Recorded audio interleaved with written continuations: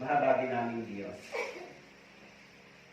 Maraming salamat po sa dakilang biyaya na tinanggap namin. Simula po nang iniligtas niyo po kami, binigyan niyo po kami ng bagong buhay at pag-asa dito sa mundong walang pag-aasa at patungo sa pagkawasak. Narito po kami, tinitipon niyo po bilang inyong mga anak. Binilang niyo kami bilang bahagi sa Iglesia ng Diyos na tinubos ng inyong banal na dugo. Naunawa namin na ang aming mga kasalanan ay ipinatawad po ninyo at nilinis kami sa lahat ng aming mga karumihan at pagkakasala laban sa inyong salita. Kaya salamat po sa dakilang biyaya ng Diyos na aming tinanggap. Sa araw na ito, patuloy po namin dinadalangin sa inyo, Panginoon, ang aming mga brothers and sisters na nagkakaroon po ng struggle, nagkakaroon po ng problema, karamdaman. Tulungan niyo po sila na makabangon at makita nila yung purpose ng buhay at ng kaligtasan, Panginoon. Samahan niyo po kami sa araw na ito. Magturo po kayo sa aming kalagitnaan. Bantayan niyo po ang aming puso't isipan upang ang salita po ninyo ay mahayag sa amin at ito po ay maging makapangyarihan sa aming buhay.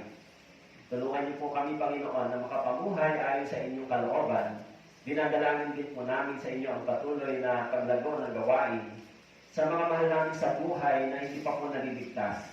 Nawa po, Panginoon, maging instrumento po kami sa kanila, maging ilaw kami sa kanila at maakay namin sila sa kaligtasan ito. Kaya sa araw na ito, patnubayan niyo po kami, makibigay po ninyo ang inyong salita sa labi ng inyong lingkod. Maraming salamat po. Ito po ang aming dalangin sa pangalan ni Jesus. Amen. So, kung mayroon po kayong Bible, buksan po ninyo sa 2 Corinthians chapter 5, verse 10. Ito na po yung ating lesson 3. Okay, nung nakaraang linggo ay lesson 2. Ngayon po ay nasa session 3 na po tayo. Okay, dito po tayo nag-aaral sa talatang ito. Okay, so babasahin ko po muli sa inyo. Basahin po ninyo sa inyong sariling isip. No?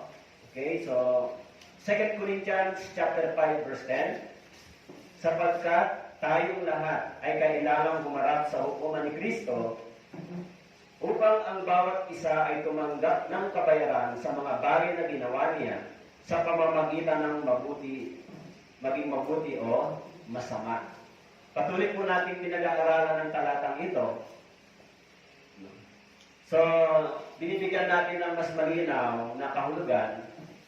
Sinasabi dito na tayong lahat ay kailangang humarap sa hukuman ni Kristo upang bawat isa ay tumanggap ng kabayaran sa mga bagay na ginawa niya sa pamamagitan ng katawan, maging mabuti o masama.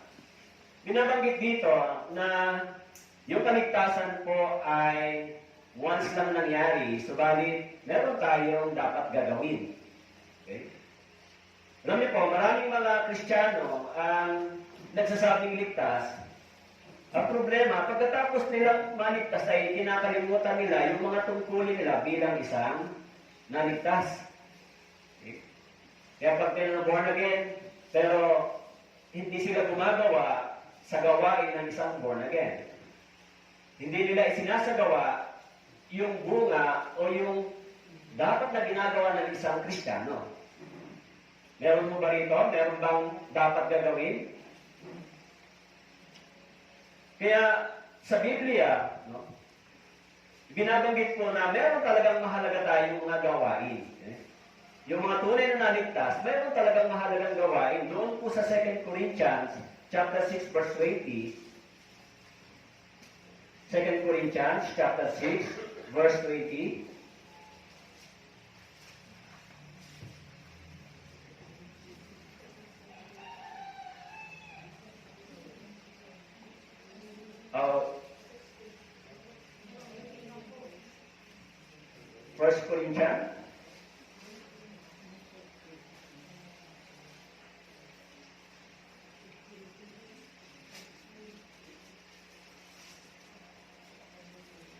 First Corinthians chapter 6 verse 20. Okay, 1 Corinthians chapter 6 verse 20. Sapagkat kayo'y binili sa isang halaga, kaya luwalhatian ninyo ng inyong katawan ang Diyos. Okay? Binanggit po rito na luwalhatiin ninyo ng inyong katawan ang Diyos. Alam niyo po, ang ibig sabihin ng salitang ito, meron tayong responsibility. Kaya yung topic natin ngayon ay nagpapatuloy sa believers' accountability. Ang ibig sabihin, yung mga taong naligtas, mayroon silang tungkulin at pananagutan pagkatapos ng kanilang kaligtasan. Kaya binanggit dito na ang katawang ito ay dapat magbigay ng luwalhati sa ating Panginoon. Yung katawang ito, kung hindi po gagawa ang katawang ito, hindi ito magbibigay ng luwalhati sa Diyos. Okay. Kaya binanggit yan na dapat, sabi dito, luwalhatiin ninyo ng inyong katawan ang Diyos. Luwalhatiin. Kaya mahalagang maintindihan natin na hindi sapat yung kaligtasan ko. Pag ako'y naligtas, kailangan meron akong gagawin. Meron akong responsibility. Meron akong tungkulin na dapat gagawin.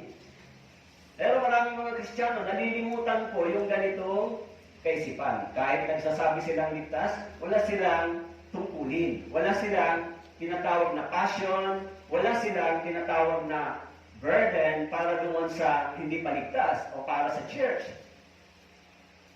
Kaya sinasabi doon, tayong lahat ay haharap sa hukuman ng Diyos. Kaya ho, dapat maintindihan natin ang malalim yun. Hello, nandiyan po kayo? Sinabing tayong lahat ay haharap o tatayo sa hukuman ng Diyos.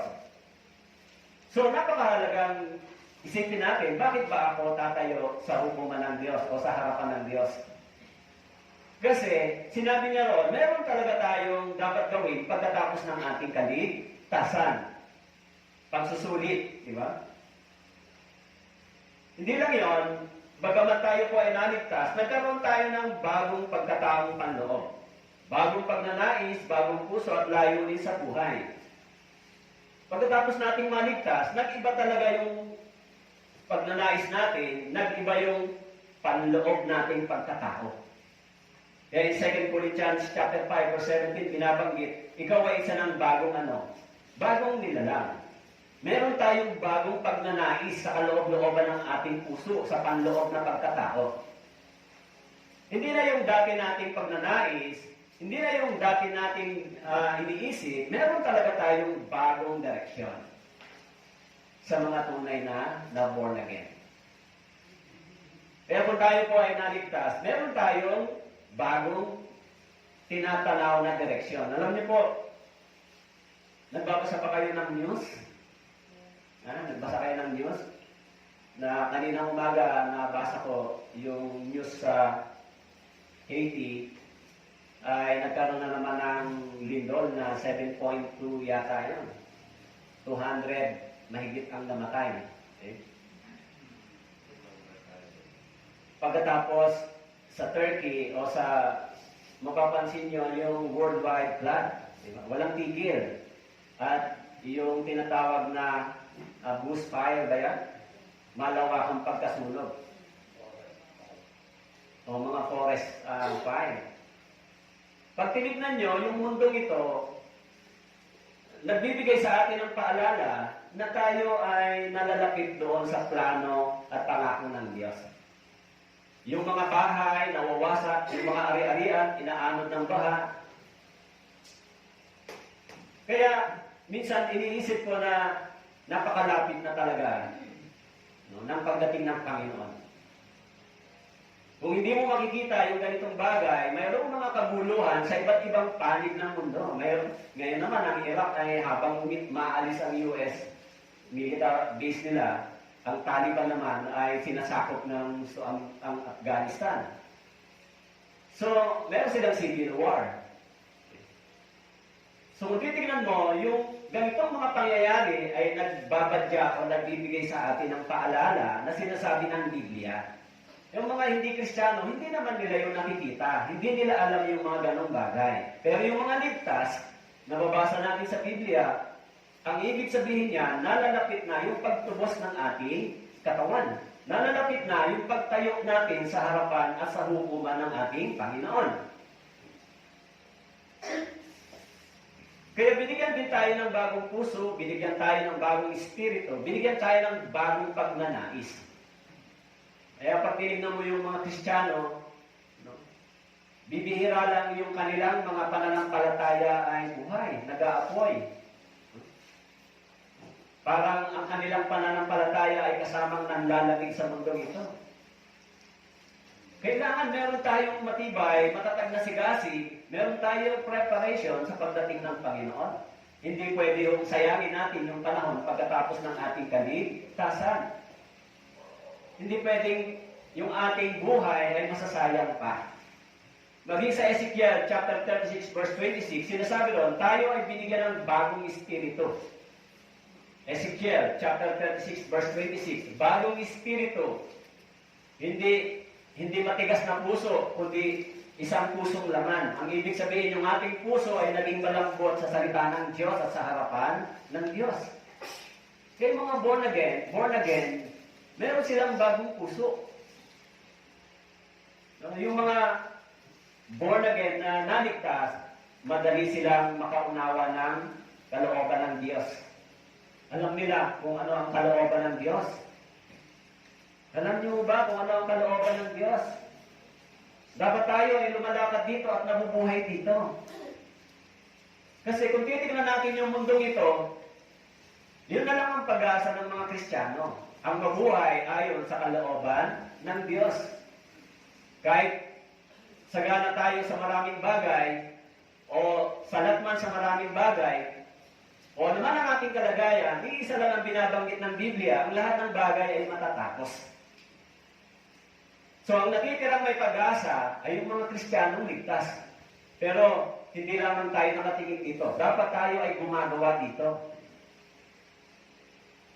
Kaya binabanggit doon, tayong lahat ay dapat tumayo sa hukuman ng Diyos. Okay? Hindi tayo dapat humiwalay kung ano ang plano ng Diyos. Doon po sa 1 Peter chapter 4 verse 17, binanggit po doon, 1 Peter chapter 4 verse 17 hanggang 18. Sapagkat ito'y panahon upang simulan ang paghukom sa sambahayan ng Diyos. At kung magsimula sa atin, ano kaya ang wakas ng mga hindi sumusunod sa Ebanghelyo ng Diyos? At kung ang matuwid ay bahagyan ng makaligtas, ano kaya ang mangyayari sa masasama at makasalanan? In 1 Peter chapter 4 verse 17, sapagkat ito'y panahon upang simulan ang paghukom ng Diyos, paghukom sa sambahayan ng Diyos. Alam niyo ba yung binabanggit na sambahayan ng Diyos? Yan yung church. Yan yung mga born-again Christian. Sa kanila magsisimula ang paghuhukom ng Diyos. Kaya nga binabanggit sa 2 Corinthians chapter 5 verse 10 na tayong lahat ay tatayo sa hukuman ng Diyos. Sapagkat magsisimula ang paghuhukom ng Diyos sa sambahayan ng Diyos. Mauna yung mga born-again Christian umarap sa hukuman ng Diyos bago yung mga non-born again. Sabi dito, sapagkat ito'y panahon upang simulan ang paghukom sa sambahayan ng Diyos. Kung magsimula sa atin, ano kaya ang wakas ng mga hindi sumusunod sa Ebanghelyo ng Diyos? Ano kaya ang wakas ng mga taong hindi sumusunod sa Ebanghelyo ng Diyos? At kung ang matuwid ay bahagyan ng makaligtas, ano kaya ang mangyayari sa masasama at makasalanan? Alam niyo po, yung talatang ito ay malinaw na binabanggit dito na ang mga may bahagi sa sambahayan ng Diyos, sila po yung unang haharap sa hukuman ng Diyos. Hindi po binabanggit dito yung sin of the world, yung kasalanan ng makasalanan. Kaya lahat ng mga Kristiyano, lahat ng mga tunay na naligtas, meron tayong tungkulin pagkatapos ng ating kaligtasan. Meron tayong pananagutan at responsibility. Accountable tayo sa Panginoon pagkatapos ng ating kaligtasan. Ano ang ating ginagawa, iniisip, meron pa tayong pananagutan sa Diyos. Kaya hindi tayo dapat magpatumpik-tumpik. Doon sa Romans chapter 14 verse 12,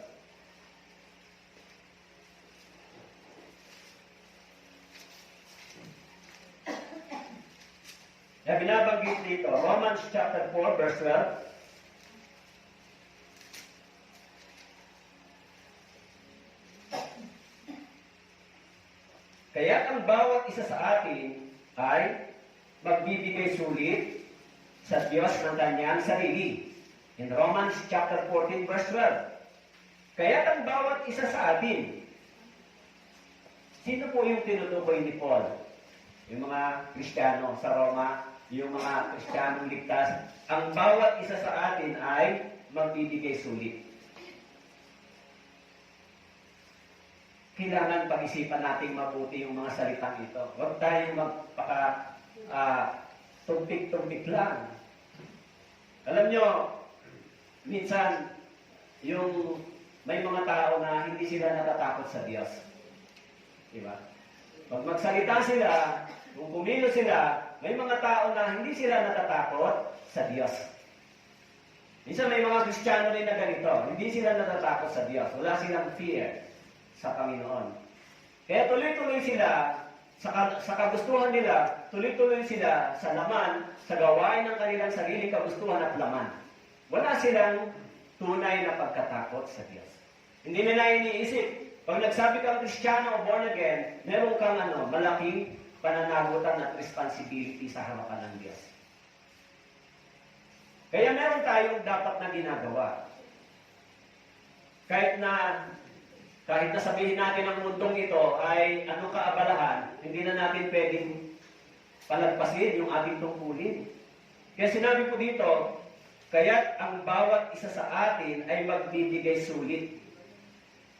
Naintindihan niyo ba yan? Kaya ako minsan, yan ang iniisip ko, yung fear ko sa Panginoon ay yung pagtayo at pagsusulit sa harapan ng Diyos. Ginawa ko ba yung makakaya ko, yung best ko para sa Diyos? Pagkatapos ng aking kaligtasan, ginawa ko ba yung tungkulin ko bilang isang ligtas na tao? Kung hindi po kayo nag-iisip ng ganon, baka po ma-surprise kayo. Kaya dahil diyan, iniisip mga bagay nito, kailangan gawin mo yung best mo para sa Diyos. Gawin mo yung magagawa mo para sa Diyos. Para pag humarap ka sa Diyos, wala kang regret. Wala kang iisipin na sayang yung ganitong bagay. Bakit po? Sapagkat sinabi diyan, may katiyakan naman na ang bawat isa ay mabibigay sulit. Mangyayari po yung bagay na ito sapagkat ito ay sinabi ng salita ng Diyos. Kaya yung mga Kristiyano, minsan, nagsasabing born again, nabubuhay sila sa kasalanan, nabubuhay sila sa kanilang sariling kagustuhan, hindi ba nakakatakot yan sa harapan ng Diyos? Kung yung mga ligtas, bahagya lang halos, ang sinabi ron, kung halos yung mga taong ligtas ay bahagya lang, makapasok, bahagya lang yung kanilang pagtayo sa harapan ng Diyos sa pagsusulit, paano pa kaya yung mga hindi sumusunod? Paano yung mga taong wala silang pakialam sa kanilang tungkulin, sa kanilang responsibility at accountability o pananagutan sa Diyos? Alam niyo po, yan ay isang seryosong bagay sa harapan ng Diyos, hindi ba? Hindi niyo ba seryosohin ang inyong pananampalataya sa Diyos? Hindi niyo ba pag-iisipang mabuti yan na ako ay tatayo sa harapan ng Diyos? Hindi ko yan pwedeng gawing biro-biro at palagpasin. Bakit po? Hindi natin alam kung anong klase, kung ano ang sasabihin ng Panginoon sa pagharap natin sa Kanya. Di ba? Meron sa Matthew chapter 25 na 3 tao na tumayo at nagsulit sa harapan ng Diyos. Kaya pag-isipan natin mabuti kung ano talaga yung kalooban ng Diyos sa akin pagkatapos ng ating kaligtasan. Kaya yung mga Kristiyano, may mga mahalagang gawain sa iglesia pagkatapos ng kaligtasan. Una, dapat meron silang desire sa salita ng Diyos. Dapat meron silang pagnanais sa salita ng Diyos. Nakasulat po sa 1 Peter chapter 2 verse 2. Unang Pedro kabanatang 2, talatang 2.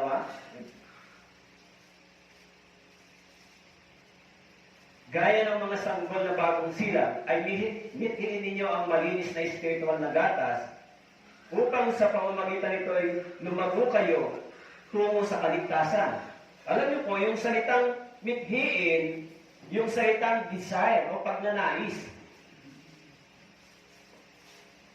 Yan yung sinasabi ng Biblia sa mga taong naligtas.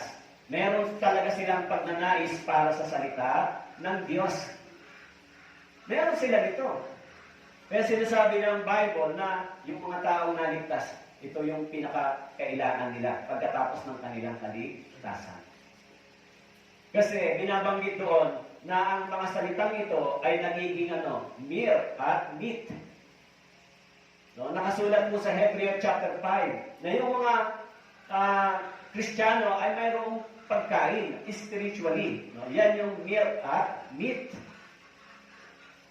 Kung kayo po ay nagnanais kumain yung inyong katawan ng pagkain panglaman, pang physical, dapat meron din tayo nito sa spiritual. Kasi meron tayong buhay. Meron tayong buhay, bagong buhay na ibinigay ng Diyos. Kaya, minsan, nag-wonder tayo, o nag-wonder ako pag nagsasabing born again, pero wala sa kanila yung ganitong desire.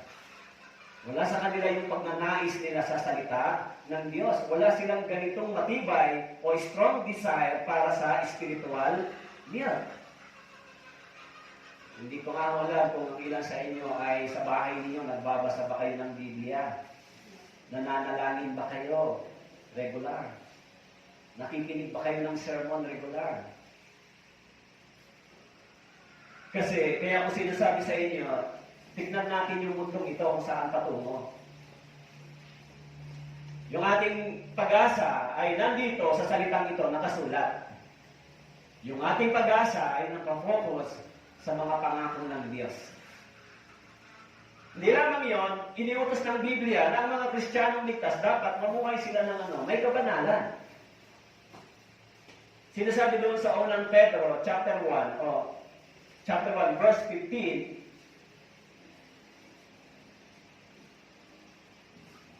and 16, sa halip, yamang banal ang sa inyo'y tumawag, maging banal naman kayo sa lahat ng paraan ng pamumuhay, sapagkat nasusulat, kayo'y maging banal sapagkat ako'y banal.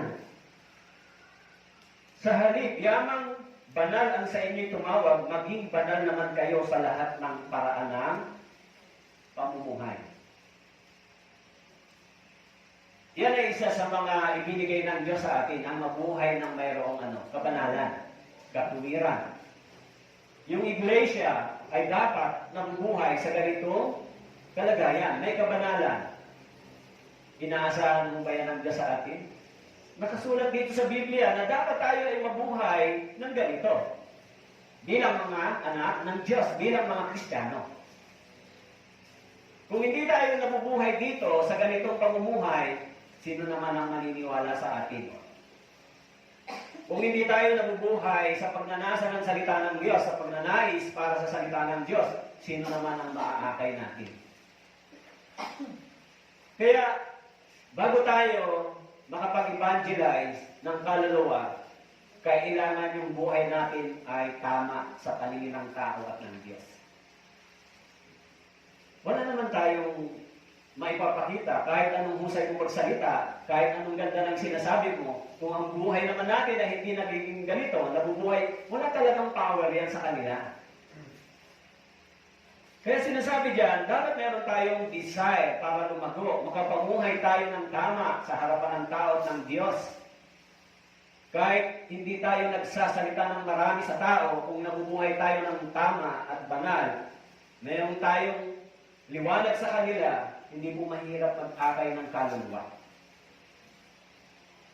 Hindi lamang yon, meron din tayong obedience. Yung mga ligtas, nakasulat po doon sa Lucas chapter 6 verse 46.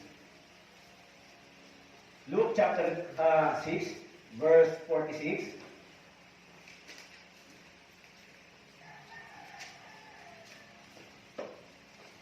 Binabanggit dito, Luke chapter 6 verse 46. Bakit tinawag ninyo ako? Tinatawag ninyo akong Panginoon, Panginoon. Ngunit, hindi ninyo ginagawa ang sinasabi ko. Kaya sabi ni Jesus Christ, bakit ninyo ako tinatawag ng Panginoon, Panginoon? Hindi nyo naman sinusunod ang sinasabi ko. Kaya yung mga Kristiyanong totoo, meron tayong obedience. Meron tayong pagsunod. Kasi nakasulat naman yan sa Biblia kung ano ang dapat natin gagawin. Meron ba kayong obedience sa Panginoon? Kaya sabi diyan, bakit tinatawag ninyo akong Panginoon, Panginoon, ngunit hindi ninyo ginagawa ang sinasabi ko? Halimbawa, ang pagbabasa o pagdinilay-nilay ng salita ng Diyos, yan ba ay isang kautusan sa Biblia? This is the law. Ito ay command ng Diyos sa atin. Halimbawa, itong pagtitipon, ito ba ay nakasulat sa Biblia?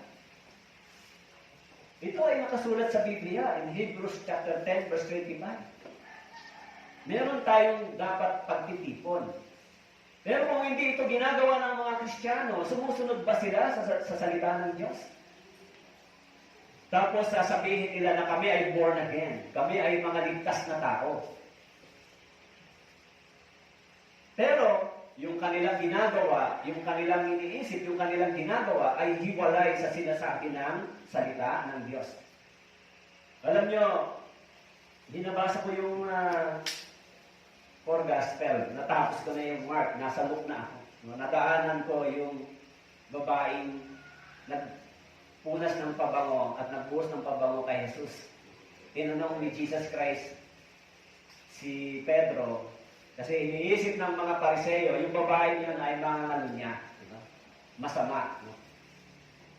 Kaya yung babae niyon, nung dumating si Jesus, doon sa pagtitipon na yon, lumapit at binuhusan ng pabango si Jesus at yung kanyang buhok ay pinupuna sa paa ni Jesus at lumuluha siya.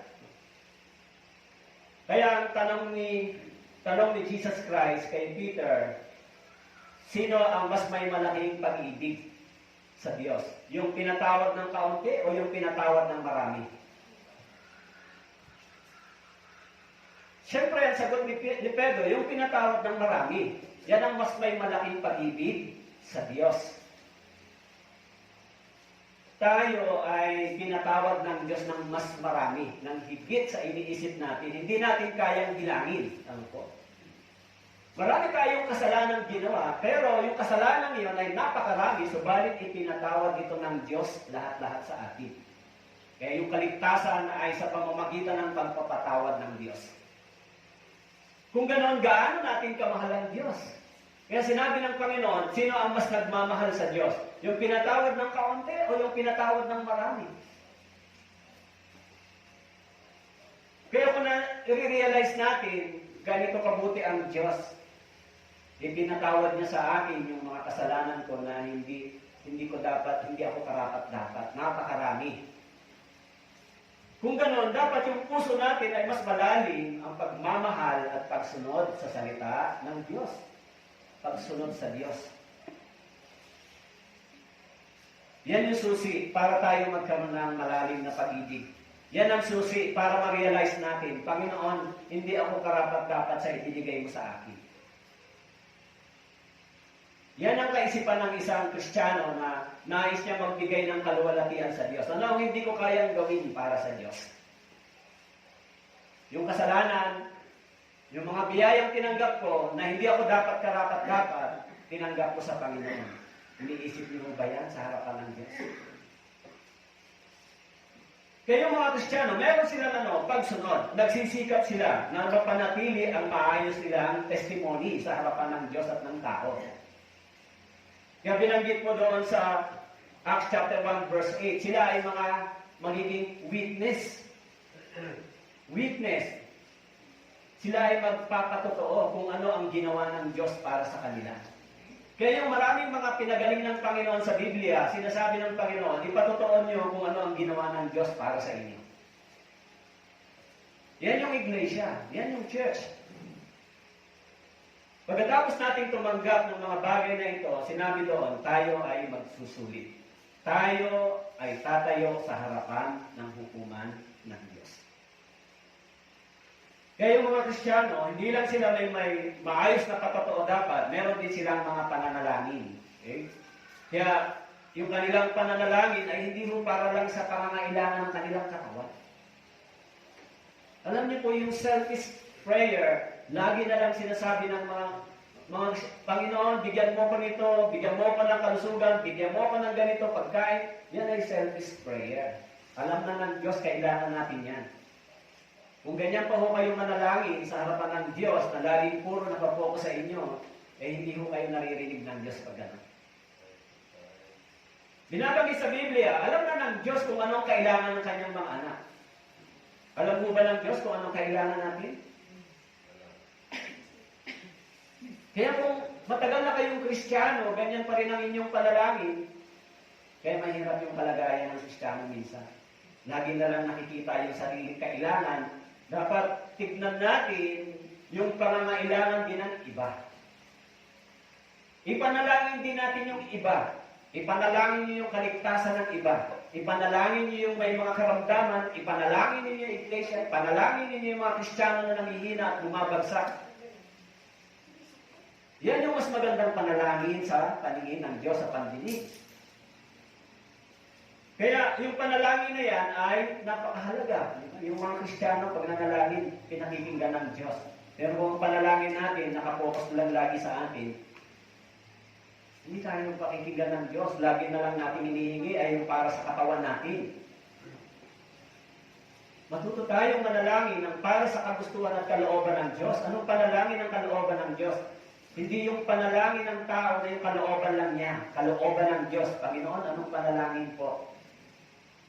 Kaya binabanggit sa Romans chapter 8 verse 26, yung Espiritu ng Diyos ay nagtuturo sa atin na tayo ay kung paano tayo mananalangin. Kaya mga Kristiyano, meron tayo dito. Okay?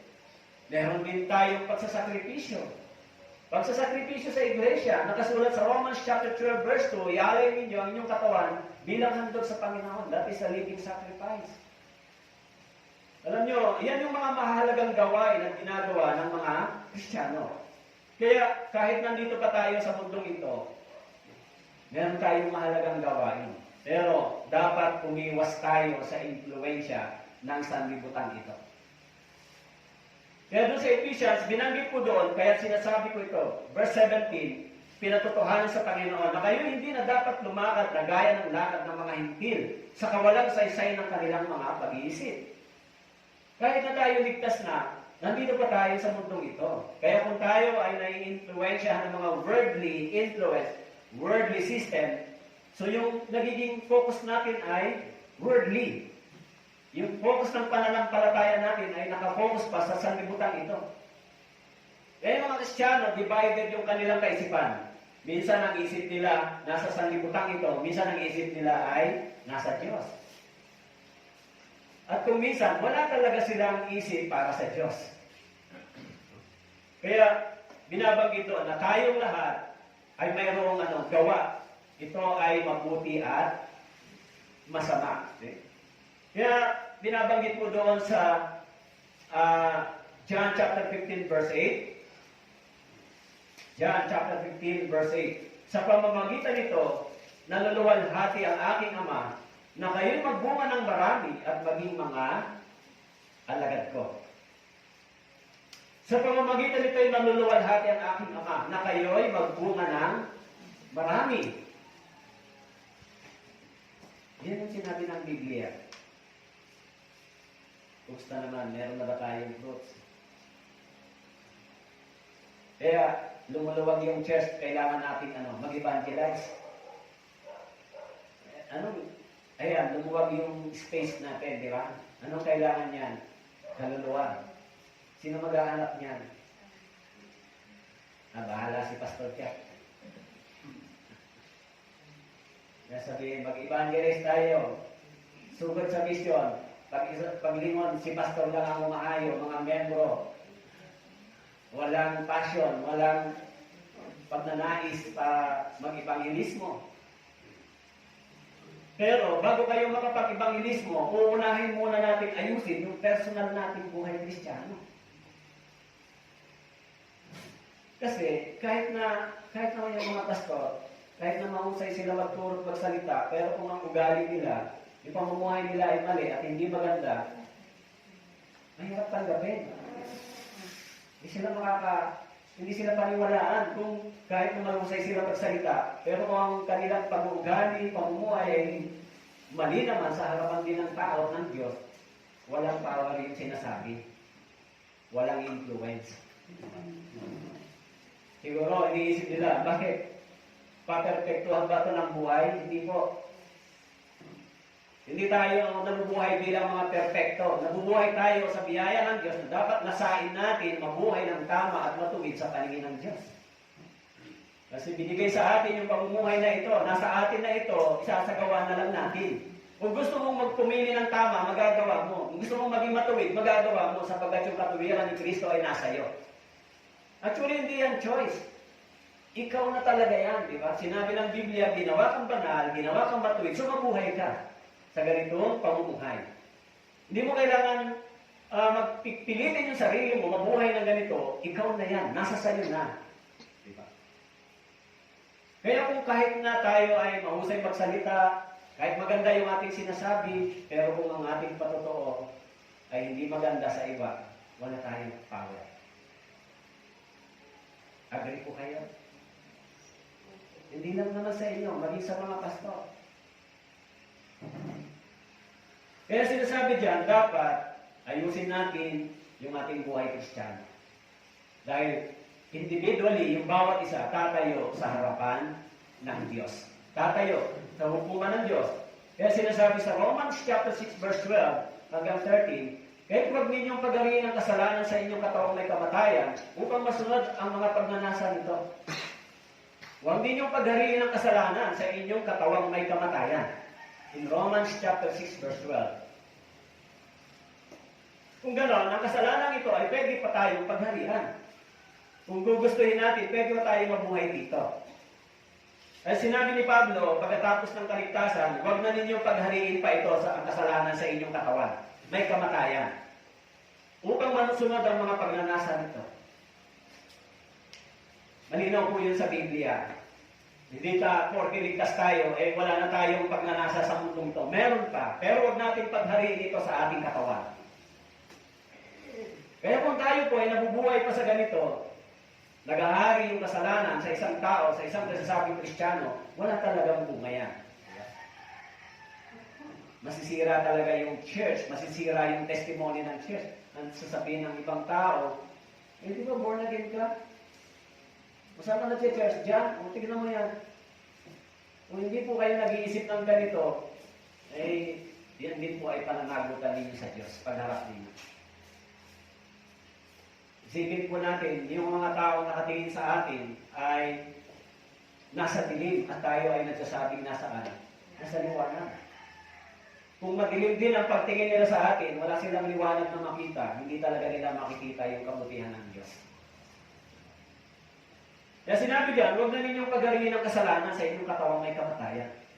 Huwag po tayong magpaka-kumpante dahil yung kasalanan ay nandito pa. Nandyan pa siya. Gumagawa pa siya para sa ating katawan. Gumagawa pa. Kaya sinabi ni Pablo, huwag na ninyong paghariin. Ang ibig sabihin, kailangan mong magdesisyon kung saan ka dapat gumawa. Kung sa baliktaran ng huwag, ay payagan mo. Di ba? Pwedeng, sige na nga. Pero pwedeng sabihin, huwag, di ba? Pwedeng sabihin, sige na. In verse 13, huwag din ninyong ihandog ang mga bahagi ng inyong katawan sa kasalanan bilang kasangkapan ng kasamaan tungo sa kasalanan, kundi ihandog ninyo ang inyong sarili sa Diyos na tulad sa mga buhay mula sa mga patay. At ang mga bahagi ng inyong katawan bilang kasangkapan ng pagiging matuwid tungo sa Diyos in Romans 6:13. Yung focus natin ay hindi na para sa pangangailangan ng sanlibutan ito. Yung focus natin ay para na sa Diyos. Kaya sinabi diyan, huwag ninyong paghariin ang kasalanan. Bakit po? Ang ibig sabihin, pwede pa yung gumawa sa atin. Kaya yung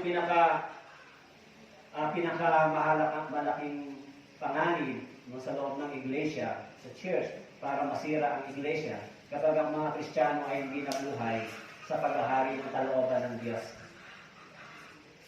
Kapag ang kasalanan ay naghari sa loob ng iglesia, kapag hindi natin nabantayan yung church, kapag hindi tayo nagbantay sa kabanalan at katuwiran ng church, wala talaga tayong magiging bunga. Kasi kahit anong gawin natin, kung ang mismong pamumuhay natin ay hindi tama, wala talaga tayong makukuhang kaluluwa. Alam nyo, sa totoo lang, spiritually, sino ba ang sa Biblia, sino ba yung mga nanganak? No? Yung mga tupa. Yung mga tupa, sila yung nanganak. Kaya dumadami yung tupa. Kaya yung mga tupa, sila yung mga ginagamit ng Panginoon. Sa church, tayo ay mga tupa ng Diyos. Ang ating pastor ay ang ating Panginoon. Tayo ay tupa. Kayo ay tupa ng Diyos. Tupa ba kayo ng Panginoon? Kung gano'n, dapat meron kayong bunga. Meron kayong naakay. Meron kayong fruits. Maging sa Biblia, tupa ang nagkakaroon ng bunga. Kaya, yung observation ko, mahina yung evangelism dito. Medyo weak yung evangelism.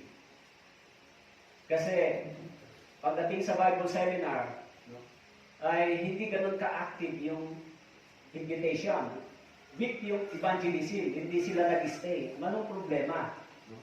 Kapag ang mga kaluluwa hindi nag-stay sa loob ng church, pumupunta hindi nag-stay, wala sa labas yung problem. Wala rin sa salita ng Diyos yung problema. Nasa salita ba ng Diyos? Wala. Kasi yung kapangyarihan ng salita ng Diyos ay sapat kapag ipinangaral mo po ito. Kapag pinahayag mo yung totoong ebanghelyo, may power yung ebanghelyo. Pero kung ang church, ang patotoo natin, ang iglesia ay hindi maayos, hindi talaga mananatili ang mga kanyo. May problem, di ba? May butas sa likod. Merong nilalabasan, yung mga tupa. So dapat makita natin yung ganitong mga sistema sa loob ng church. Bakit po? Sinabi ko po sa inyo na kapag nag-Bible seminar tayo, malalaman natin gumagawa ba ang Espiritu ng Diyos o hindi. Malalaman natin yung bunga. Fruits. Importante po yan. Walang problema sa salita ng Diyos, hindi ba? Kaya, ang aking pagtanaw sa church, kasi hindi lang naman ako dito nagpastor. Diba? Nagsimula ako sa Dasma, hanggang napunta ako ng Catanduanes. So, dito yung pangatlong pagpapastor ko sa inyo. So, ibig sabihin, yung sinasabi ko, meron na ako nakitang mga evidence o pamamaraan, bakit yung iba mabilis ang bunga, bakit yung iba ay wala? Ano yung problema? Diba? Bakit yung iba masipag sa evangelism, bakit yung iba hindi? Bakit yung iba nagsasakripisyo para sa Panginoon, bakit yung iba hindi? Dapat pag-isipan natin mabuti yung ganitong bagay sa ating personal na pamumuhay. Kaya sinasabi ni Paul doon sa Philippians chapter 3 verse 20, sapagkat ang ating pagkamamamayan ay nasa langit. Mula roon ay hinihintay naman natin ang tagapagligtas, ang Panginoong Jesucristo. Mula roon. Yung ating pagkamamamayan ay nasa langit. Yung citizenship. Yung citizenship natin ay dito sa sanlibutan ito. Pagkatapos nating manigtas, tayo ay mayroong bagong citizenship sa langit. Pero lahat ng mga mayroong citizenship ng makalangit ay gumagawa para sa mga makalangit na layunin at gawain. Yan yung iglesia, yung church. Gumagawa tayo para dito dahil ito yung ipinalaga ng Diyos sa atin. Okay? Maging si Paul sa 1 Corinthians chapter 9, verse 25 hanggang 27, ang sabi niya rito, ang sabi ng salita ng Diyos, ang bawat nakikipaglaban sa mga palaro ay nagtitigil sa sarili sa lahat ng mga bagay. Ginagawa nila yon upang sila ay makatanggap ng isang korona na may pagkasira, ngunit tayo walang pagkasira. Kaya ako'y tumatakbo na hindi gaya ng walang katiyakan. Hindi ako sumusuntok na hindi gaya ng sumusuntok sa hangin.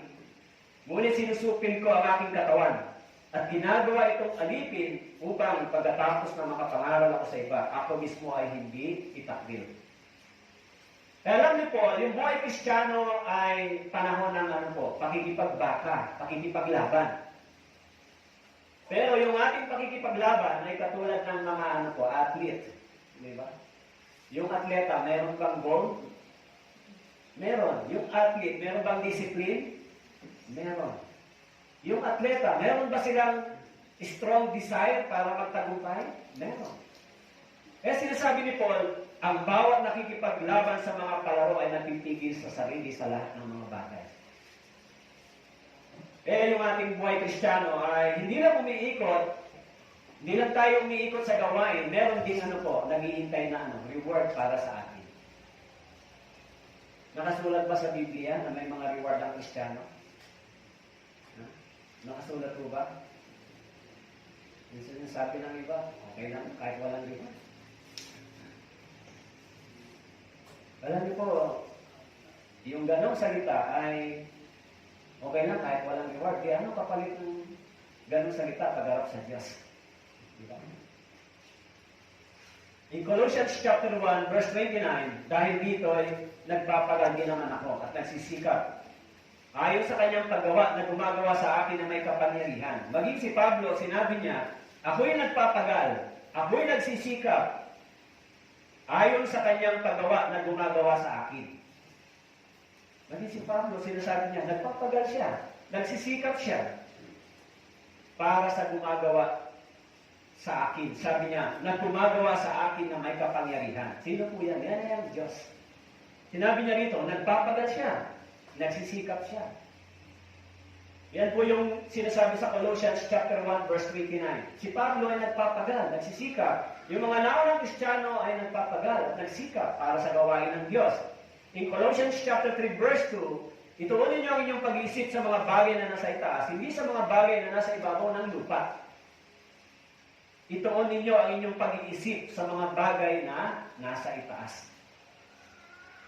Ang ibig sabihin dito, yung ating goal, yung ating focus, dapat ay hindi narito sa mundong ito. Dapat yung focus natin ay yung pagsalubong o pagdating ng ating Panginoon.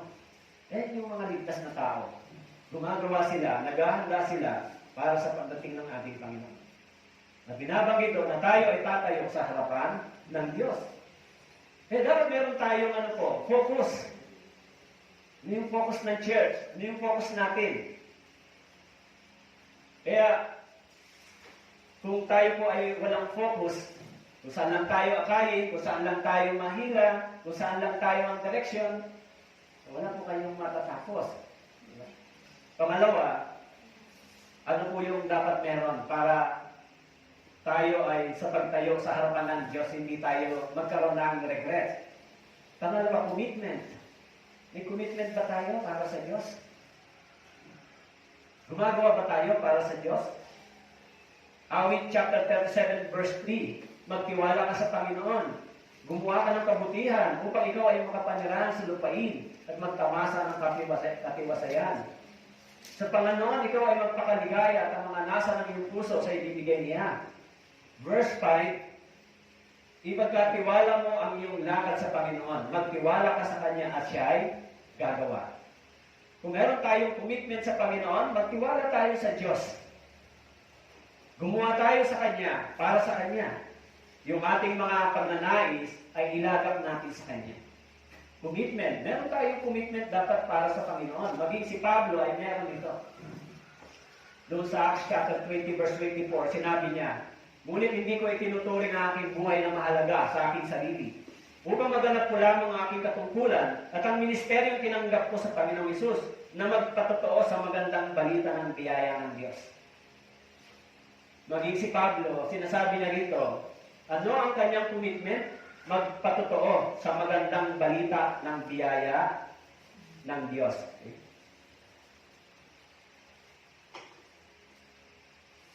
Yan sinabi niya, hindi ko na itinuturing ang aking buhay na mahalaga sa aking sarili. Sinabi ni Pablo, hindi ko na itinuturing na mahalaga yung buhay ko para sa akin. Ang buhay ko ngayon ay mahalaga na lang para sa Diyos. Kaya mga Kristiyano, dapat ay may ganitong isipan. Meron tayo dapat ganitong kaisipan. Alam nyo, maging dito sa church, di ba? Pag pumupunta kayo dito sa church, naghahanda ba kayo na makinig? Naghahanda ba kayo na matuto? Pag pumunta kayo sa church, mahalaga yung time na ito para sa inyo, hindi ba? Kasi tingnan natin, 1 week tayong wala dito sa church. Pupunta lang kayo ng linggo. Mabuti kung nakikinig din kayo sa YouTube. No? Pero kung dito lang kayo makikinig pag linggo at hindi po kayo matuto, hindi po kayo makapakinig ng maayos, ano po ang kalalabasan ng buhay spiritual ninyo? Naisip niyo ba kung anong kalalabasan ng buhay spiritual niyo kung hindi po kayo nakakapakinig ng maayos sa church? Saan kayo makakakuha ng paglagong spiritual? Sa loob lang ng 1 oras at kalahati, makikinig kayo ng salita ng Diyos.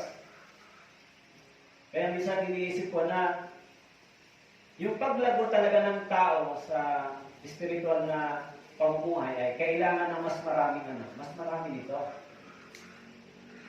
Kasi dito nanggagaling yung paglago, hindi naman sa mga worldly activities. Kung mas marami tayong worldly activities, hindi talaga kayo lumalago spiritually. Ano lang po kayo? Parang nagtitaste lang. Kasi binanggit dito na ang salitang ito ay nagbibigay sa atin ng paglago sa ating buhay spiritual. Kaya nga maging sa pagkain, kumakain tayo 3 times a day, di ba? Yung physical natin ay lumalaki. Pero yung salita ng Diyos, kailangan natin ng mas marami.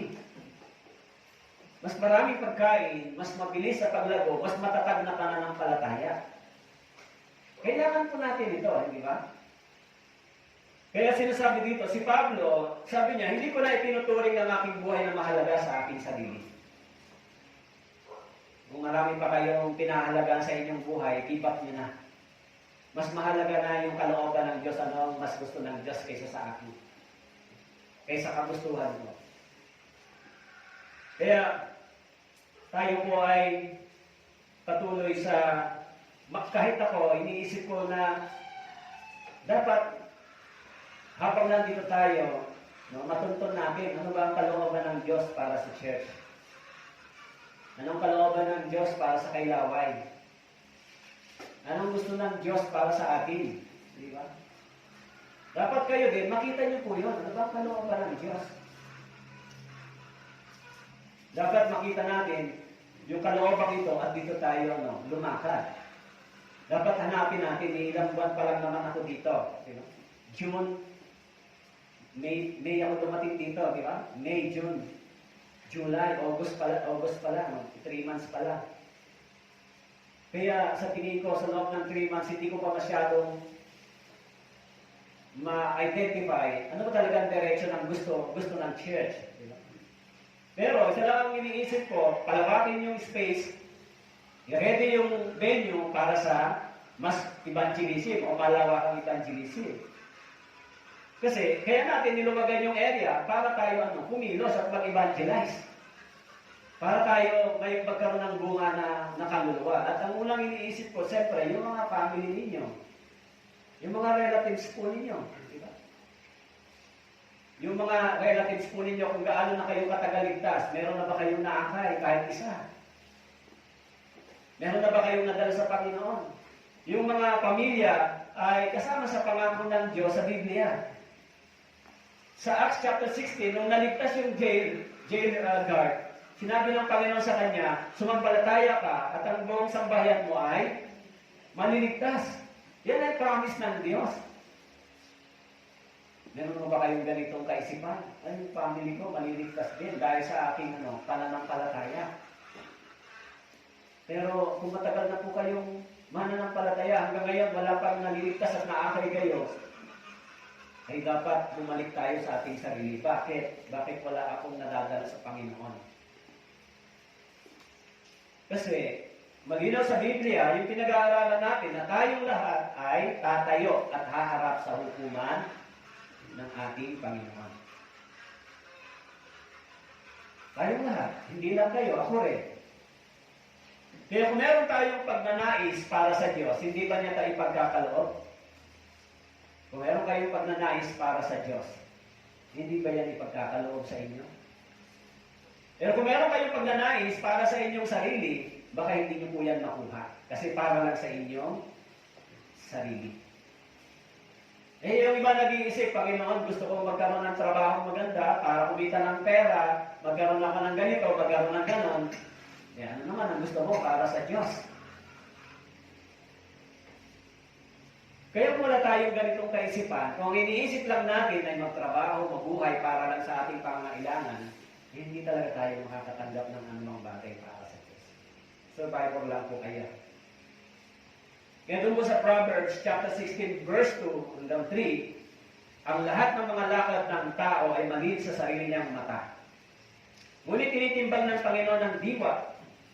Italaga mo sa Panginoon ang iyong mga gawa at magiging matatag ang iyong mga panukala.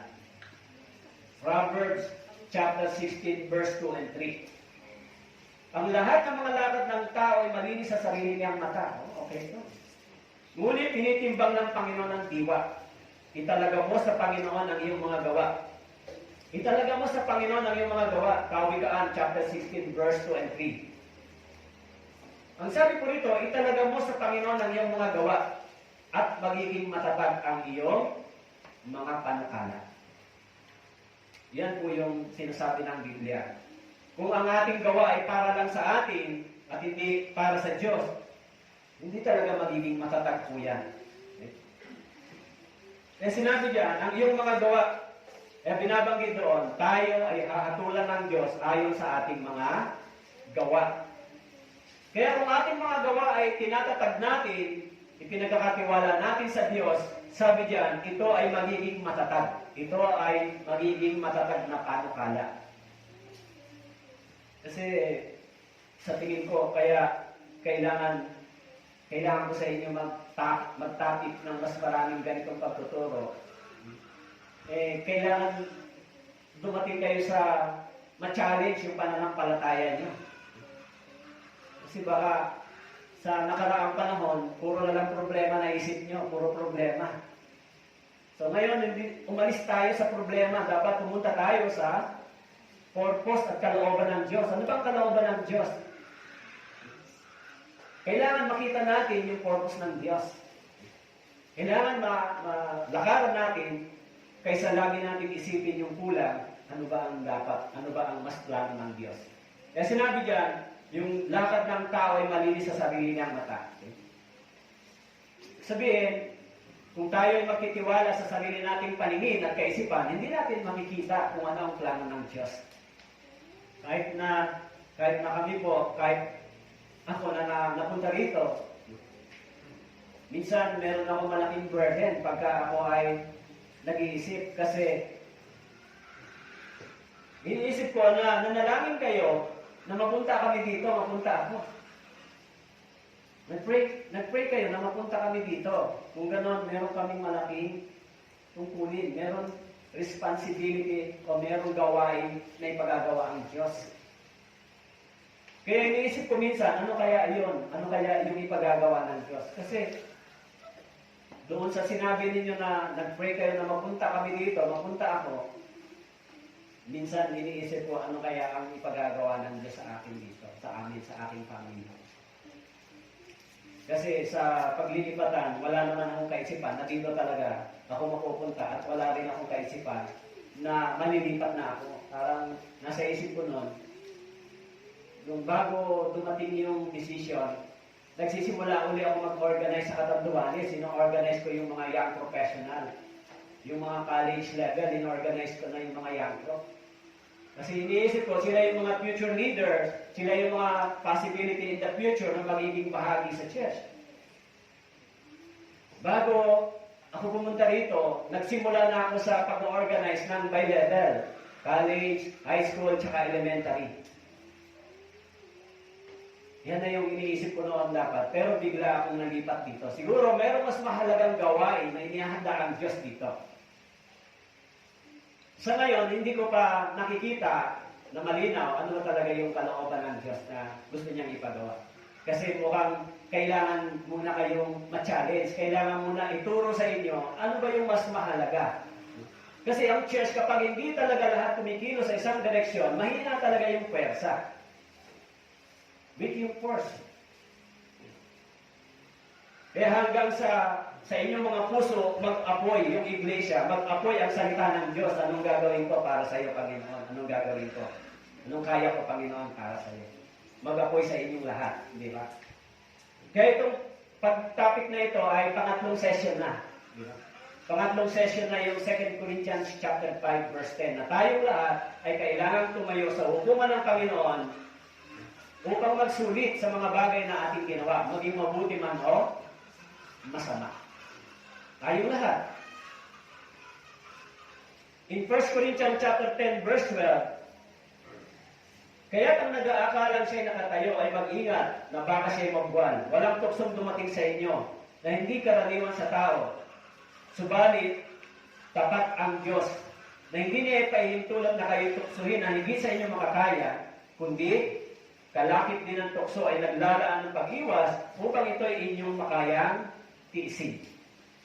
Kaya't ang nag-aakalang siya'y nakatayo ay mag-ingat na baka siya'y mabuwal. Walang tuksong dumating sa inyo na hindi karaniwan sa tao. Kaya ang buhay Kristiyano ito eh. Kung wala tayong commitment, madali lang tayong bumabagsak sa mga temptation. Kung wala tayong strong desire para sa Panginoon, madali lang ito sa atin. Madali lang natin ipinagpapalit yung para sa Panginoon. Kung wala tayong commitment. Kung wala tayong strong desire para sa Diyos. Kaya, minsan, itong ating fellowship, pag Sunday, di ba? So, pag Wednesday, kakaunti lang po ang dumadalo ng DVD sermon. Pag Wednesday, hindi ko alam kung anong dahilan po ninyo, anong reason. Sa totoo, sa paningin ng mga missionary, ang Wednesday talaga yung importante sa kanila na gawain. Kasi yung Wednesday, ang nagtuturo ay si Pastor Henry. Kaya yung Sunday sa kanila, hindi masyadong big deal. Yung Wednesday. Kaya, makikita mo, mas marami sa kanila yung Wednesday. Maraming dumadalo, hindi ka kaunti. Pero, sa mga ilang Filipino church, o dito, kakaunti lang yung Wednesday sermon na dumadalo, ilan-ilan lang sa inyo. Hindi ko alam kung bakit. Kasi yan naman ang inabutan ko rito. Pag Sunday, hindi rin ganun ka-consistent yung attendance. Diba? Hindi ganun ka-consistent yung mga Kristiyano. Minsan nandito, minsan wala, minsan nandito, minsan wala. Kaya, pagka may mga ilang absent, mapupula mo na kakaunti lang, yun nandito. Ilan lang yung consistent every Sunday. Kung ganito yung buhay Kristiyano, pagkatapos maligtas, nasaan yung commitment? Nasaan yung obedience? Nasaan yung pag-ibig natin sa Panginoon at pagsunod? Kasi, halimbawa, pagdating ng linggo, ilang oras lang tayo dito. Mahaba ba yung 2 oras? Mas mahaba nga tayo sa sanlibutan na ka-expose, di ba?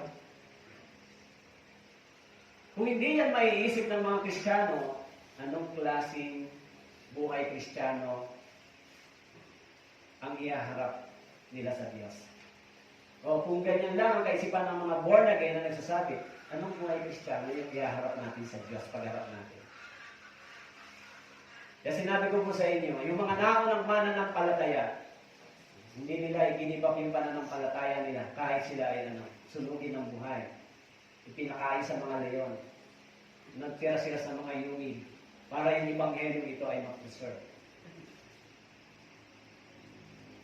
Basahin niyo yung Biblia sa Acts, sa book of Acts, kung paano yung persecution ng mga Kristiyano.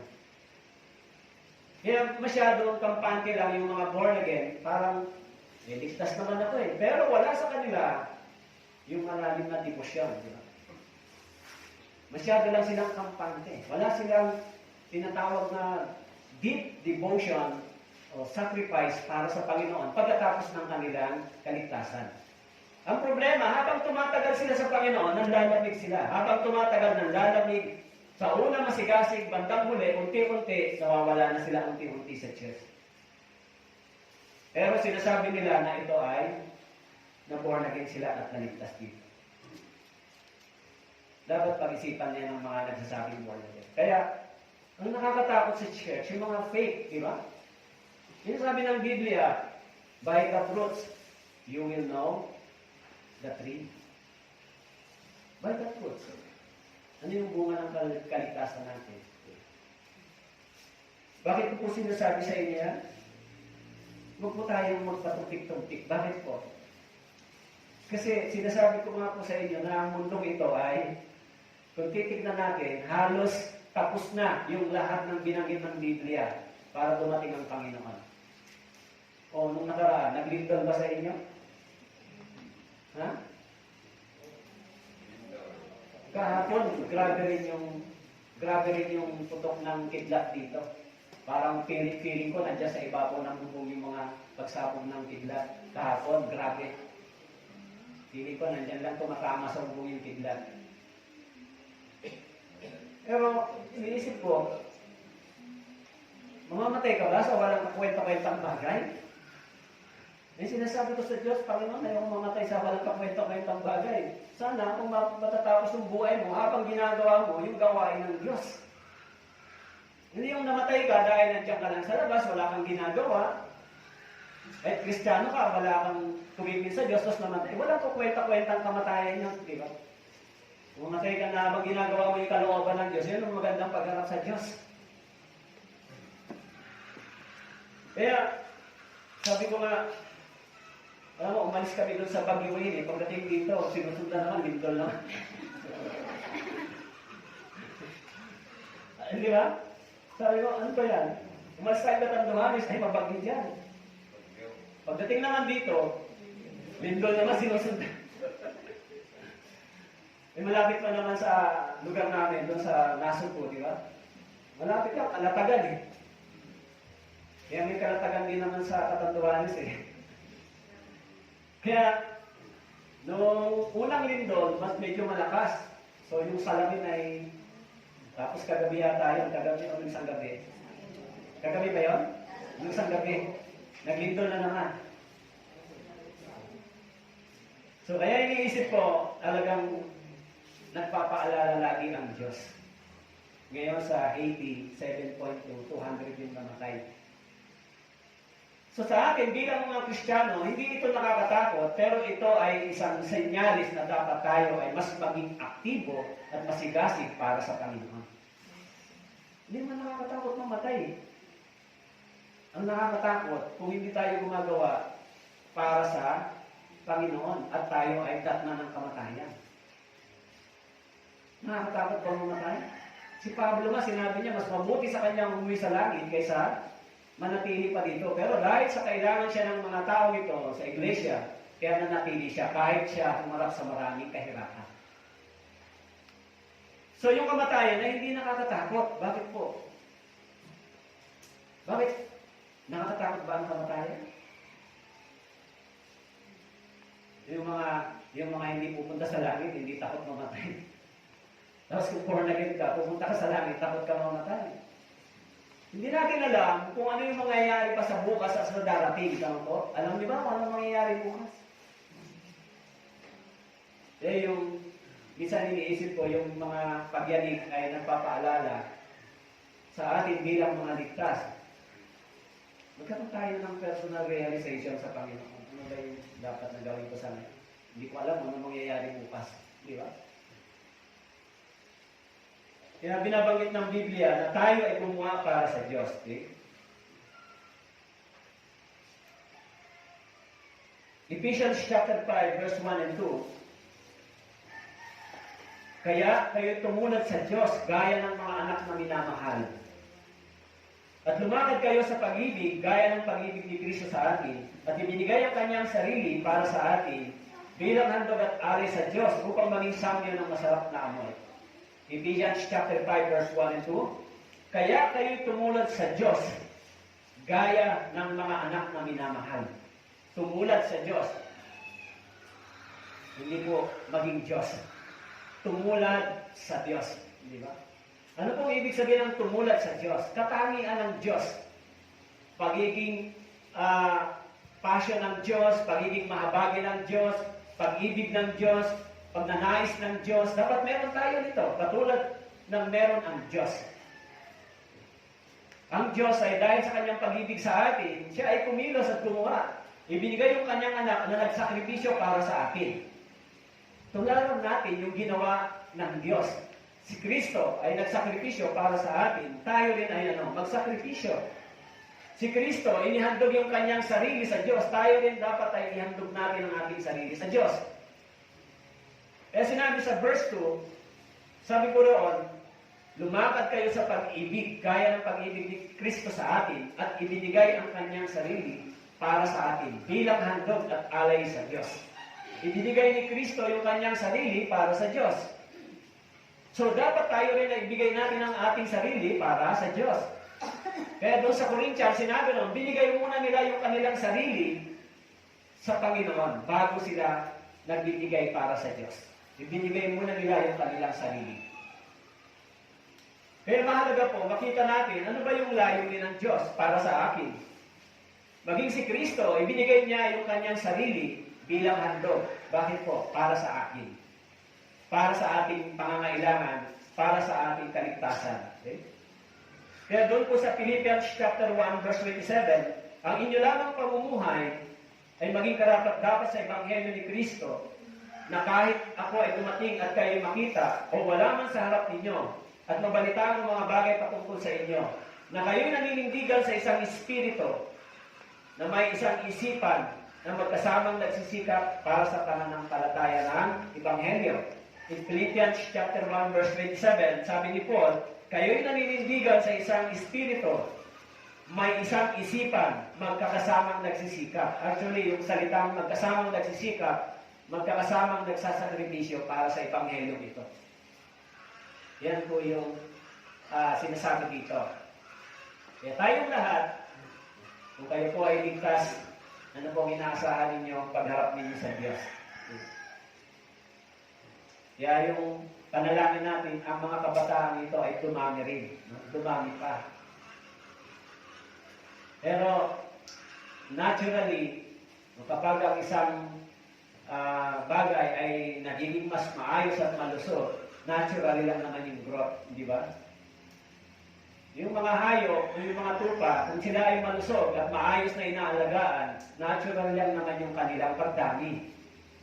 Sa church, ganun din. Yung mga Kristiyano, kung alagaan at turuan ng maayos, lumago kayo sa spiritual niyong pananampalataya, naturally, lalabas sa inyo yung bunga, yung fruits.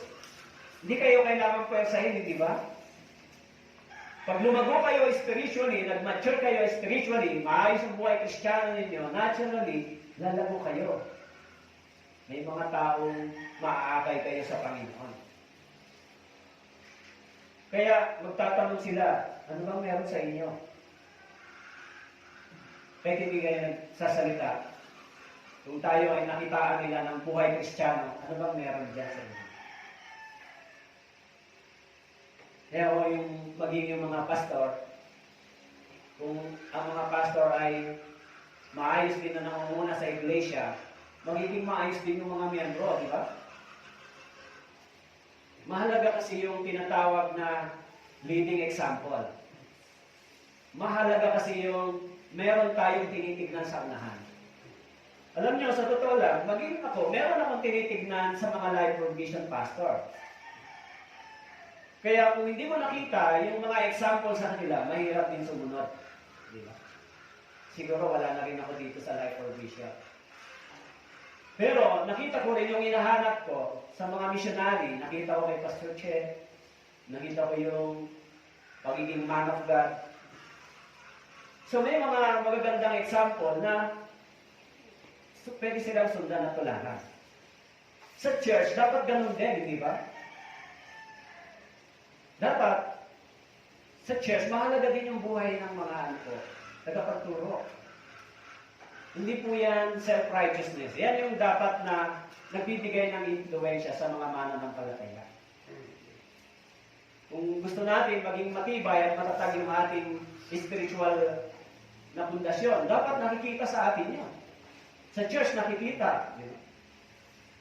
Eh kung dyan sa labas, no? Pag-usapan yung pastor, pag sinabi, o yung pastor nyo, mahirap yan ganito. Kung masama ang naririnig sa pastor, sino pupunta rito sa church? Pag nag-invite kayo. Ganon din naman sa inyo, kung hindi rin maayos yung Christian life ninyo, sino naman ang sasama sa akin? Sa inyo. Parehas lang, hindi ba? Hello, nandiyan po kayo? Huwag tayong pumunta doon sa tinatawag na unreal o hindi realidad. Reality tayo pumunta sa totoo. Huwag tayong pumunta sa hypocrite na pamumuhay. Yan talaga yung totoong dapat sa church, di ba? Yan naman yung tinuturo ng Biblia. Hindi tayo pwedeng umalis dyan. Yan ang truth Ano magagawa na? Yan ang totoo. Kapag hindi tayo nabuhay ng maayos at tama sa panangin ng tao, hindi talaga tayo nila paniniwalang susundin. Yan ang totoo Ano magagawa natin? Bagamat minsan iniisip natin masakit, yan ang totoo Kahit ako, kahit sabi ko sa sarili ko, kung ako ay hindi magiging maayos din na tagapagturo, sino maniniwala sa'yo? Totoo po ba yan? Yan ang totoo Ano gagawin natin? Kaya nga dapat magsikap na maging maayos sa paningin ng tao at sa harapan ng Diyos para magkaroon sila ng liwanag. Hindi tayo pwedeng spiritual na lang, puro spiritual na lang. Kailangan din tayong mabuhay ayon sa itinuturo ng Biblia. Hindi mo tayo pwedeng maging mahusay lang sa sinasabi. Kailangan mas mahusay tayo sa ating ginagawa. Pamumuhay Kristiyano. Bakit po? So yung uling tatalakayan natin, kasi may binabanggit sa Biblia na reward. Meron na bang reward sa Bible? Kaya doon sa Revelation chapter 22 verse 12, binabanggit,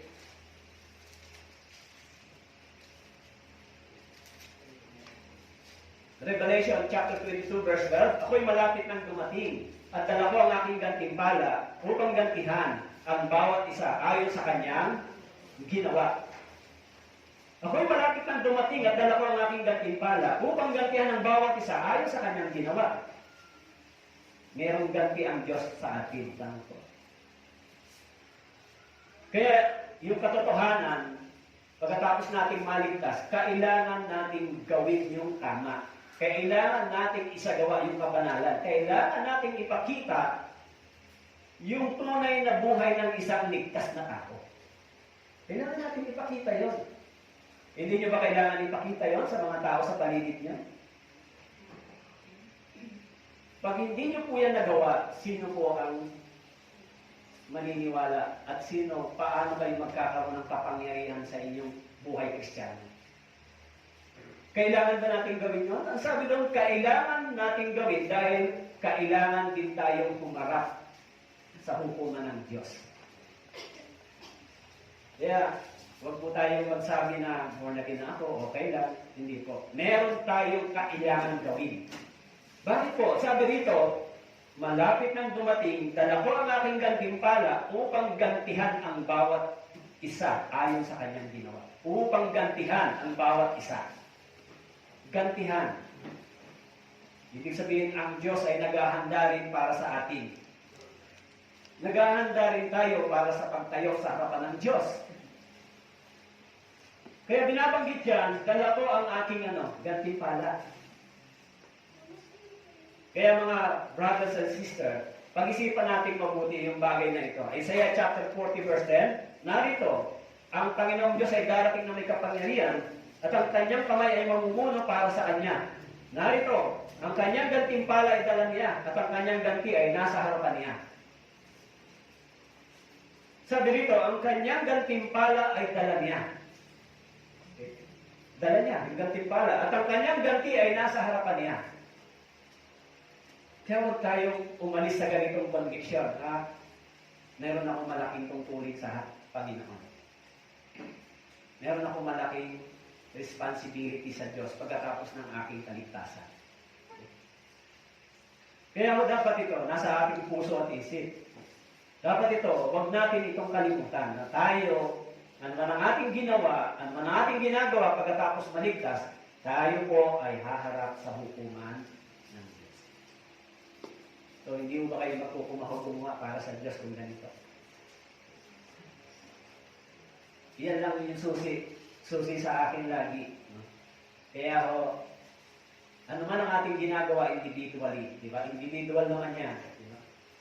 Kasi iniisip ko na haharap ako sa pagsusulit sa Panginoon someday.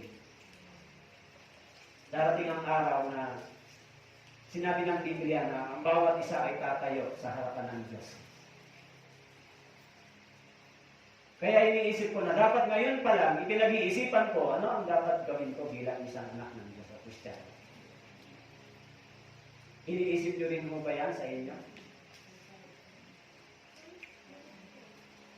Dapat isipin nyo rin po yan sa inyong sarili. Ano ba ang gagawin ko para sa Diyos? Kasi darating ang araw, tatayo rin ako at haharap sa Panginoon. Individually sinabi dito, individual. Hindi yung pwede yung ginawa ng tatay ko, sabit na lang ako sa kanya, pwede ba to, Lord? Individual, ang bawat isa. Tama po? Kaya, bakit nakikita niyo po kami o ako, ganyan ako sa church? Kasi yan ang nasa isip ko. Darating ang panahon, tatayo ako sa harapan ng Diyos. Ayoko sayangin yung lakas, ayoko sayangin yung mga bagay na meron ako sa ngayon. Ayoko sayangin yung panahon. Kung anong kaya, sige lang. Bakit po? Kasi laging nasa isip ko, darating ang panahon, sinabi ng Biblia, na tayo, ang bawat isa, ay magsusulit at tatayo sa harapan ng Diyos. Kaya kung dapat tayo magpakasipag para sa Diyos, hindi dahil sa gusto lang natin ang gantimpala. Kasi dahil sinabi ng Panginoon, gagantihan tayo ano man ang ating ginawa. Yan yung tunay na kaisipan ng mga ligtas. Kung hindi ka ligtas, bakit po isipin niya, may mahulog ka naman sa impyerno, ano naman ang gagawin mo? Pero yung mga tunay na ligtas, naghahanda sila sa pagdating ng Panginoon. Sasabihin, Pastor, di na ba kami magtatrabaho sa bahay namin? Di na ba kami gagawa para sa amin? Hindi na sinasabi ng Biblia. Yung 7 days ay may malaking araw at oras para sa atin. Tama po?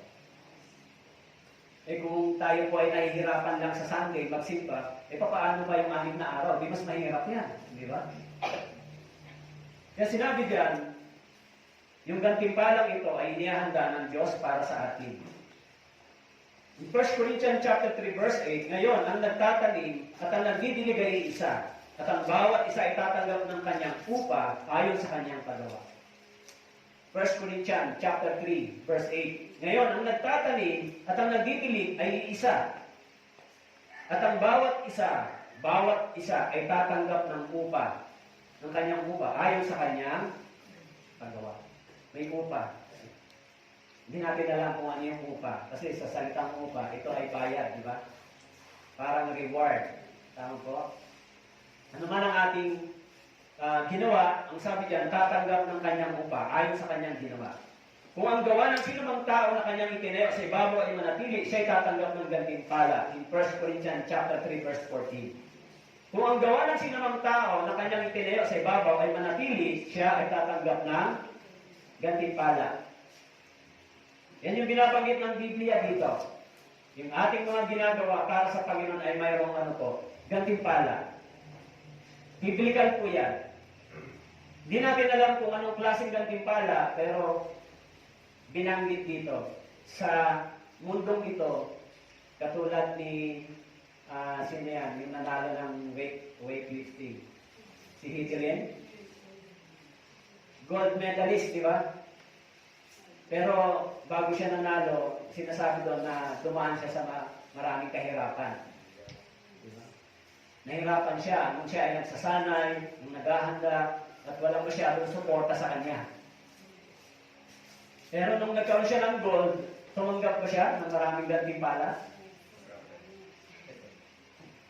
Iniisip ko nga minsan, sa makalaman na pagkatao, nakakaingit naman siya.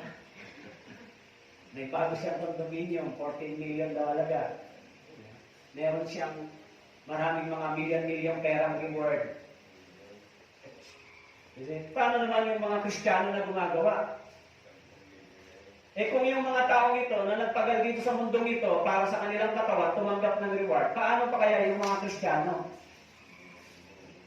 na nagpapagal, nagsasakripisyo para sa Panginoon, para sa Diyos? Sila kaya tatanggap din ng gantimpala? Siguro hindi po 14 million. Hindi po isang magandang kondominium. Hindi rin po isang magandang sasakyan. Hindi po maraming pera, hindi yun ang ibibigay ng Diyos sa atin. Kasi hindi na natin kailangan sa langit yan. Di ba? Kailangan niyo ba makakas sa langit? Hindi na. Hindi natin alam kung anong reward. Pero sinasabi ng Biblia na tayo ay pinaghahanda ng Diyos ng ganitong gantimpala. Tiyak ba na meron ito? 100% totoo po yan. Bakit po? Eh kung yung mga tao dito sa lupa nagpagal, nagkaroon sila ng gantimpala, gaano pa kaya yung salita ng Diyos na sinabi ng Panginoon? Nagkakaroon tayo ng gantimpala. So mas proven, mas totoo yung sinasabi ng Diyos. Actually, ngayon nga lang yung lumabas. Si Onyok Velasco hindi nakatanggap ng reward kahit nakasabatas yung pagbibigay ng reward. Kahit nasa batas yung mga nakakaroon ng medal, dapat sila bigyan ng mga reward, hindi siya tumanggap. Ngayon pa lang yung workout. Pero yung sinabi ng salita ng Diyos na tayo ay tatanggap ng gantimpala, hindi po yan mabinis, di ba? Hindi po yan sasablay. Dahil kung paano tayo ay naligtas sa salitang ito, naligtas tayo sa kapangyarihan ng Ebanghelyo, naligtas tayo sa salita ng Diyos na ito, ganon din naman, yung salitang ito ay mayroon ding katotohanan. Saan kayo naligtas? Sa Ebanghelyo ito, sa salitang ito, naligtas po kayo, di ba? Naligtas tayo. In 1 Corinthians chapter 9, verse 17, sapagkat kung ito'y gawin ko ng maluwag sa kalooban, ay may gantimpala ako. Sapagkat kung ito'y gawin ko ng maluwag sa kalooban, ay may gantimpala ako. Ngunit kung hindi maluwag sa kalooban, isang pangasiwa ang pinagkatiwala sa akin. Ano kung gayon ang aking gantimpala? Sinabi ni Paul, 1 Corinthians chapter 9, verse 17, kung gawin ko ng maluwag sa kalooban, ay may ano? May gantimpala ako. May gantimpala ako. Kaya kung gagawin natin ng maluwag sa kalooban yung mga bagay na ito, ay may gantimpala ako. Yan ang sinabi ng Biblia. Okay? Kaya po, yan po ay promise ng Panginoon sa atin. Okay? Kaya doon po sa Mateo chapter 16, verse 27, sabagat darating ang anak ng tao na kasama ang kanyang anghel sa kalwalatian ng kanyang ama. At kanyang gagantihan ang bawat tao ayon sa kanyang mga gawa. Mateo chapter 16, verse 27. Ang sabi po dyan, darating ang anak ng tao na kasama ang kanyang mga anghel sa kalwalatian ng kanyang ama. Kanyang gagantihan ang bawat tao ayon sa kanyang mga gawa. In Romans chapter 2, verse 6, kanyang gagantihan ang bawat tao ayon sa kanyang mga gawa. Kanyang gagantihan ang bawat tao ayon sa kanyang mga gawa. Ibig sabihin, binabanggit ng Biblia, ano man ang ating ginagawa, mayroong ganti ang Diyos para sa atin. Kaya gumagawa ko ba kayo para sa Diyos? Kaya doon po sa Revelation chapter 20, verse 5 and 6, ang mga iba sa mga patay ay hindi nabuhay hanggang sa matapos ang 1,000 taon. Ito ang unang pagkabuhay na muli. Mapalad at banal ang may bahagi sa unang pagkabuhay na muli. Sa mga ito'y walang kapangyarihan ng ikalawang kamatayan, kundi sila'y magiging pari ng Diyos at ni Kristo, mag-aaring kasama niya sa loob ng 1,000 taon. Kaya sinabi po rito, mapalad at banal ang may bahagi sa unang pagkabuhay na muli. Sino po yung tinutukoy dito? Ang mapalad at banal? Yun po yung mga ligtas na tao, di ba? Mapalad at banal ang may bahagi sa unang pagkabuhay na muli. Kasi merong dalawang pagkabuhay sa Biblia. Yung unang pagkabuhay ay ang mga Kristiyano na natulog sa katawan nila, muli silang mabubuhay, babangon ang kanilang katawan. Yung ikalawang pagkabuhay ng mga hindi ligtas. Yung mga hindi ligtas na namatay, muli din silang bubuhayin para hatulan ng Diyos. Kaya sa araw ng paghukom, tatayo din sila sa harapan ng Diyos para hukuman sila. Yung mga born-again Christian, bubuhayin din at tatayo din sila sa harapan ng Diyos. Sila ang unang may pagkabuhay. Tama po ba? Naintindihan niyo po? Sino unang bubuhayin? Yung mga ligtas o yung hindi ligtas?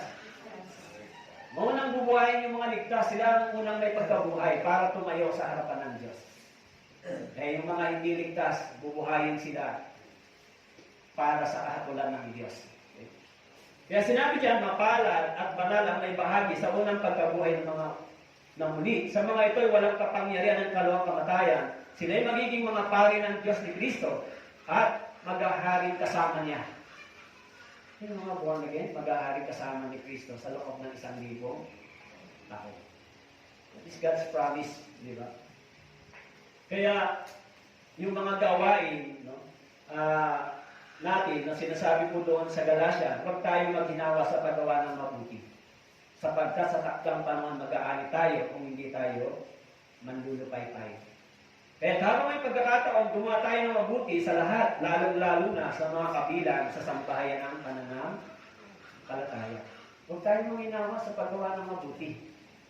Gumawa tayo ng mabuti, lalo-lalo na sa kabilang sa sambahayan ito. Tumulong po kayo hanggang sa abot ng inyong makakaya, gumawa po kayo para sa Panginoon. Kasi binabanggit naman dyan, tayo ay gagantihan ng Panginoon sa ating pagharap sa Kanya, ano man ang ating ginawa. Kaya hindi ko alam kung gaano kayo ka-ready o excited para gumawa sa Diyos. Sana meron kayong apoy sa puso na gumawa para sa Diyos. Kahit minsan mahirap yung sitwasyon, kailangan natin gumawa pa rin para sa Diyos. Nagpapasalamat naman ako sa Panginoon kahit itong ating mga senior citizen ay kahit yung kanilang mga edad medyo physically, pero nandyan sila gumagawa para sa Panginoon, tumutulong sa church, sa physical activities. Pero yung mga mahina na yung katawan ng mga brother and sister, medyo may karamdaman na, hindi po kayo dapat gumawa sa church kasi baka mamaya maging cause pa po yan ang problema ninyo sa katawan. Yung mga bagay na lang na kaya nyo, yun lang po ang sa inyo. Okay? Kasi sa ngayon, nakikita po ninyo na nag-improve tayo ng facilities, di ba? Ang venue. Medyo mabigat yung gawain na yan. Kasi iniisip ko na unahin ayusin yung ating venue bago tayo mag-focus sa evangelism. Pero sa tingin ko, malapit na tayo matapos. Kaya ipanalangin po ninyo yung mga brother na bigyan sila ng lakas, yung mga sister din na patuloy na tumutulong, nagbibigay ng pagkain dito. Panalangin natin na pagpalain ka ng Diyos yung mga brothers and sister para tayo ay makagawang sama-sama. Kaya, iniisip ko, kung hindi natin yung paluluwagin, wala tayong paglalagyan ng paluluwag. Kasi iniisip ko na mag-evangelize dito sa lugar. So sana, ipanalangin niyo po na dito sa Kailaway ay marami pong maligtas na kaluluwa. Magsimula po kayo sa pananalangin. Huwag po kayong tumigil na, Panginoon, buksan mo yung pintuan ng evangelismo dito sa Kailaway. Kasi maraming kaluluwa dito. Hindi lang naman kayo. Kasi para kahit ilan man lamang sa kanila ay maligtas, kapin natin na yung ating mga mahal sa buhay, makakay sila. Kasi tulad ng sinabi ko po sa inyo, hindi natin alam kung ilang araw, ilang oras o ilang taon na lang ang ibinibigay ng Panginoon sa atin para sa ganitong gawain. Hindi natin alam. Pero lahat ng mga signs para dumating ang Panginoon, nakikita naman natin. Okay? Kaya sana isip ninyo at puso ninyo ay maging bukas sa ganito. Okay po? So tayo po yung manalangin. Panginoon, maraming salamat po sa biyaya at lakas na inyong binibigay sa amin maging sa Iglesia ng Kailaway. Tulungan niyo po yung mga brothers and sisters dito na magkaisa. Palain niyo po yung mga brothers and sisters na patuloy na nagbibigay ng lakas, panahon, nag-invest para sa gawain ito, Panginoon. At nawa po, Panginoon, ihanda niyo po yung iglesia para po sa mga bagong ligtas. Tulungan niyo po kami na magkaroon po kami ng puso na nag-aapoy sa evangelismo, na panalangin upang marami po po kaluluwa na makalapit po sa inyong paanan. Bigyan niyo po kami ng sapat na lakas at pangailangan upang sa ganun kami po ay makakilos ayon sa inyong kalooban. Salamat po. Ito po ang aming dalangin sa pangalan ni Jesus. Amen.